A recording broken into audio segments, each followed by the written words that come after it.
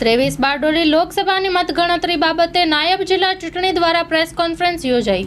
તારીખ 4/6/24 રોજ સરકારી arts and commerce college Songadh ખાતે 23 બારડોલી લોકસભાની મતગણતરી શરૂ થનાર છે. સવારે 8 વાગે મતગણતરી શરૂ થશે.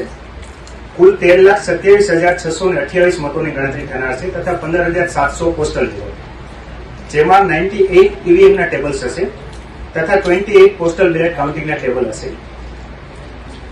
19 થી લઈને 38 એટલે કે ઓછામાં ઓછી નાનામાં નાની વિધાનસભા છે ત્યાંથી લઈને મોટા મોટી વિધાનસભામાં વધારે 37 રાઉન્ડ સુધી મતગણતરી ચાલુ રહેનાર છે.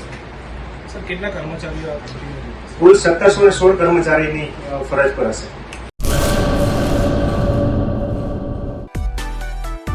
માં motor driving, safe and sure driving.